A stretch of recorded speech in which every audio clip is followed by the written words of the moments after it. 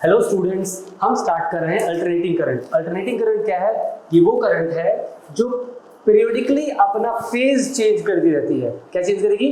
Phase change करेगी। Phase क्या है? Positive phase, negative phase, positive phase. अब जब ऐसा करेगा ये, तो इसका क्या होगा? इसकी वैल्यूज चेंज होगी। यहाँ क्या चेंज हो रहा है?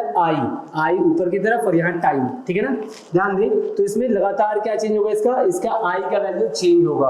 आई की वैल्यू चेंज और सम इंटरवल ऑफ टाइम के बाद इसका फेज चेंज हो गया। पहले ऊपर पॉजिटिव था और बाद में कैसा हो गया? नेगेटिव। फिर ऐसा थोड़े टाइम बाद वापस पॉजिटिव हो जाएगा और फिर नेगेटिव। Is it clear?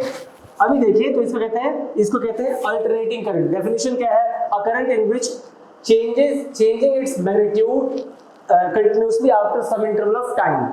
थोड़े टाइम के बाद अपना मैग्नीट्यूड जो लगातार चेंज करते रहेगा और फेज भी चेंज कर जाएगा। ऐसा डायरेक्ट करंट में नहीं होता। डायरेक्ट करंट में एक फेज में करंट लगातार फ्लो करता रहता है, वो दूसरे फेज में जाता ही नहीं है। एक एग्जांपल डायरेक्ट करंट का ये है, दूसरा एग्जांपल ये हो सकता है हमारे पास। अगर हम इसको मीन मान लें तो ये हमारा डायरेक्ट करंट का एग्जांपल है। ये भी हमारा डायरेक्ट करंट है। ये पोलैरिटी चेंज नहीं कर रहा, वैल्यू इंक्रीज और डिक्रीज हो रही है, बट ये भी हमारा क्या है? डायरेक्ट करंट का एग्जांपल है। पोलैरिटी चेंज नहीं हो रही है। जब हम इस चैप्टर में एसी की बात करने वाले हैं तो डीसी को हम छोड़ के चलेंगे। हम बात करेंगे ईसी के कैरेक्टरिस्टिक्स पर। तो ईसी के कुछ कैरेक्टरिस्टिक्स हैं, उसको लिखते हैं। हाँ तो ठीक है, हम आगे बात कर रहे हैं। हम इसकी कैरेक्टरिस्टिक की बात करेंगे। एसी करंट के कैरेक्टरिस्टिक की बात करेंगे तो दो तीन चीजें बहुत इंपॉर्टेंट जिसको हमें पढ़ना होगा। पहला होगा हमारा वेवलेंथ। वेवलेंथ क्या होता है? कॉन्सेक्यूटिव यहां से लेकर के यहां तक का, या फिर यहां से लेकर के यहां तक का जो लेंथ होगा, जो डिस्टेंस होगा, यहां से लेकर के यहां तक का जो डिस्टेंस होगा, that is called lambda. That is called lambda और वेवलेंथ। इसको मेजर किस में करते हैं? इसको मेजर करते हैं मीटर्स में। ये बताता है हमारा ये कैरेक्टरिस्टिक है एसी का, ठीक है। नेक्स्ट जो है हमारा, नेक्स्ट है टाइम पीरियड। एक कंप्लीट साइकिल में कितना टाइम लगेगा, that is called time period, ठीक है। एक सेकंड में से कितने साइकिल्स कंप्लीट हो जाएंगे, दैट इज कॉल्ड फ्रीक्वेंसी।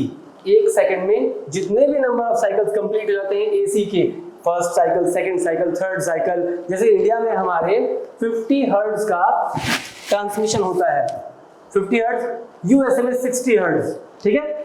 तो वो जो एक सेकंड में 60 टाइम में कंप्लीट होता है अमेरिका में, लेकिन इंडिया में कितने टाइम कंप्लीट होता है? 50 टाइम्स। आया समझ? उसको कहते हैं हम फ्रीक्वेंसी। इसको डिनोट किससे करते हैं? न्यू से डिनोट करते हैं और इसका यूनिट होता है हर्ट्ज। यूनिट होता है HZ, हर्ट्ज, ठीक है। एक टॉपिक है एम्पलीट्यूड। एम्पलीट्यूड क्या है? यहां से यहां तक का जो मैक्सिमम डिस्टर्बेंस है, या तो अपवर्ड, हाईएस्ट या फिर लोएस्ट, ये जो डिस्टर्बेंस है इसको बोलते हैं एम्पलीट्यूड, ठीक है। और इसको भी मीटर्स में मेजर करते हैं।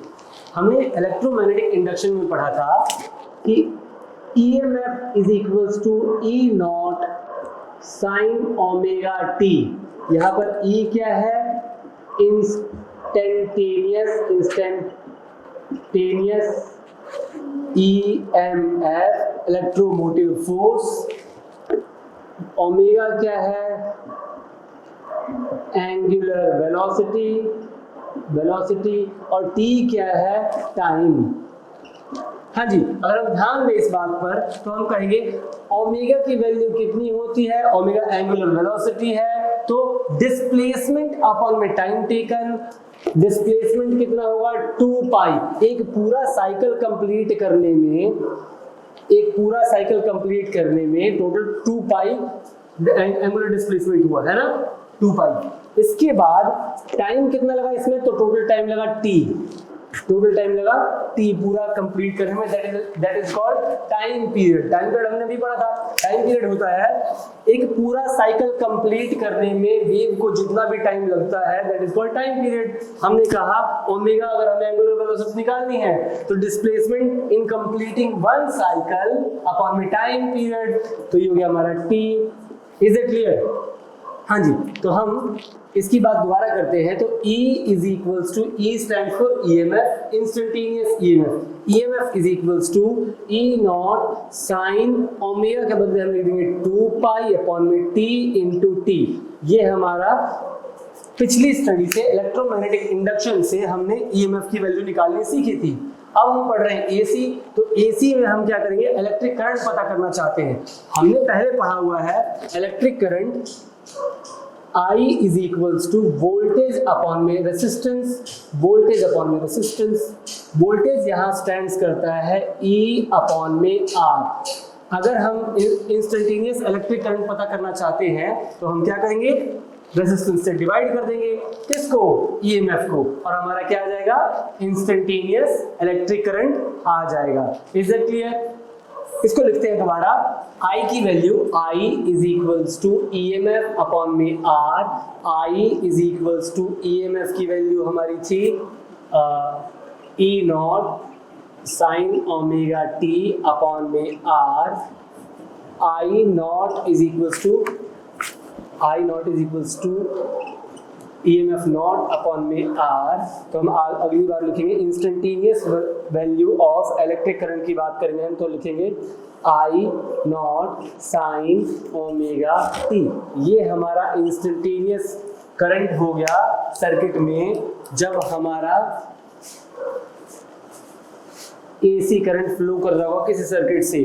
किसी भी टाइम पर अगर आपको किसी भी टाइम t पर अगर आपको क्या चाहिए, इलेक्ट्रिक करंट की वैल्यू चाहिए, तो I not sine omega t रखेंगे और आपकी वैल्यू आ जाएगी। ओमेगा क्या है यहाँ पर, एंगुलर वेलोसिटी है। Is that clear?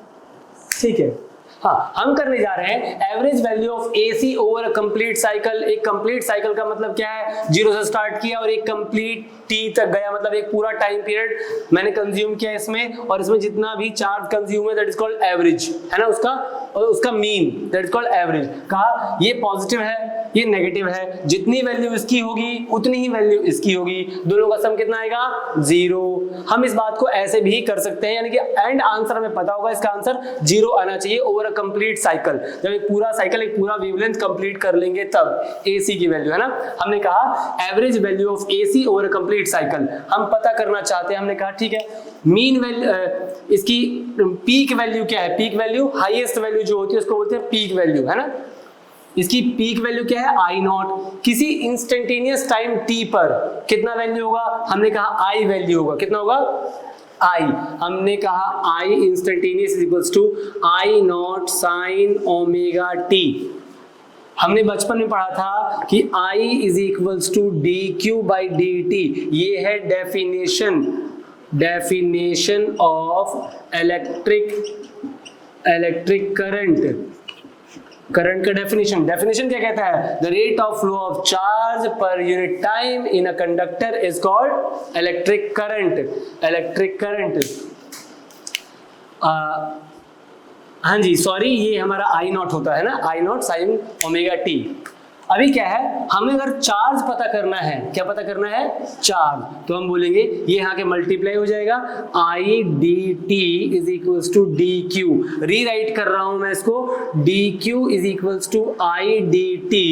मुझे अगर पूरा चार्ज चाहिए तो मैं इंटीग्रेट कर दूंगा, है ना, लिख देंगे इंटीग्रेटिंग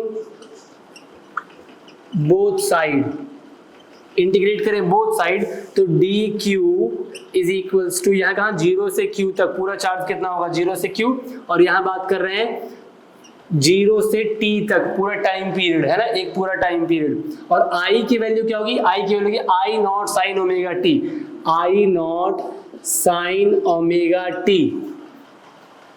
अभी क्या चाहिए मुझे, dt इस टाइम तक के लिए चाहिए था, लेकिन मैं क्या चाहता क्या हूं, यहां से पूरा कैलकुलेट करना। ये छोटे से वैल्यू को जब इंटीग्रेट कर दूंगा तो पूरे का सम आ जाएगा मेरे पास, है ना। मैं इसको इंटीग्रेट करना स्टार्ट करता हूं। ध्यान दें, dx का इंटीग्रेशन होता था x, तो dq का इंटीग्रेशन हो जाएगा q upper limit minus lower limit, है ना, upper limit to lower limit is equals to, यहाँ I नॉट बाहर आ जाएगा, I not sine omega t का क्या हो जाएगा, इंटीग्रेशन साइन ओमेगा नॉट का, साइन ओमेगा t का इंटीग्रेशन हो जाएगा हमारा कॉस, लेकिन कैसा, माइनस कॉस ओमेगा t, और अपॉन में ओमेगा, अपॉन में ओमेगा। हम बात कर रहे हैं साइन ओमेगा टी का तो कॉस हो जाता है, लेकिन ओमेगा का भी तो इस एंगल का भी क्या होगा, डेरिवेटिव इंटीग्रेशन। जब इसका इंटीग्रेट करेंगे तो 1 अपॉन में ओमेगा आ जाएगा। क्या आ जाएगा, अपॉन में ओमेगा। ठीक है, अब आगे बात कर रहे हैं हम इसको आगे लिख लेते हैं। हमने इसको कर दिया, इसको रख दिया यहाँ पर Q इज इक्वल्स टू, ये Q है, Q is equals to I not upon में ओमेगा, I नॉट अपॉन में ओमेगा, माइनस बाहर आ गया, ये माइनस बाहर आ गया। और क्या लिमिट था हमारा 0 से t तक, लिमिट था 0 से t तक। हमने इसको क्या किया, अपर लिमिट माइनस लोअर लिमिट होता है। याद करिए, अगर हमने पहले लिखा था कभी, हमने लिखा कॉस ओमेगा टी, कॉस और ओमेगा की value, omega is equals to होता है 2 पाई अपॉन में टी, ओमेगा की वैल्यू 2 पाई अपॉन में टी, तो लिखा 2 पाई अपॉन में टी इंटू टी है, इंटू क्या है टी, तो टी हमने टाइम पीरियड रखना है, टी क्या रखना है, टाइम पीरियड, तो स्मॉल टी किसमें कन्वर्ट हो जाएगा, कैपिटल टी में, माइनस कॉस 0, कहां तक लिया था हमने, टी से 0 तक, तो ये हो गया 0। आया समझ में, ध्यान दें, तो Q is equals to minus I not upon में ओमेगा इंटू टी से t cancel out, cos 2 pi minus में cos 0, cos 2 पाई की वैल्यू, cos 2 पाई का मतलब क्या है, एक कंप्लीट साइकिल। ध्यान देंगे तो आप कहेंगे कंप्लीट साइकिल, मैंने यहां से स्टार्ट किया, वापस आया और यहीं आ गया, मैंने ये यहां से स्टार्ट किया, वापस आया और यहीं आ गया, तो 0 भी यही है और 2 पाई भी यही है। हमें पता है cos 0 की वैल्यू कितनी होती है, cos 0 की वैल्यू होती है 1, तो cos 0 की वैल्यू भी 1 और cos 2 पाई की वैल्यू भी 1 है ना। तो हमने लिख दिया इसको Q is equal to minus I not upon omega into में cos 2 पाई की वैल्यू 1 माइनस में cos 0 की वैल्यू 1 और दोनों की value Q is equals to minus I not upon में omega into 0 which is equals to Q is equals to 0। हाँ जी, तो अगर Q की वैल्यू 0 आ गई तो जब हम इलेक्ट्रिक करंट निकालेंगे dq बाई dt, तो इसकी वैल्यू भी क्या आ जाएगी, 0 आ जाएगी। तो हमारा, हमने स्टार्टिंग में कहा था कि ये पॉजिटिव है, ये नेगेटिव है, दोनों की वैल्यू 0 आ जाएगी। तो हम बात कर रहे हैं average value of AC over complete cycle is 0, hence proved, है ना।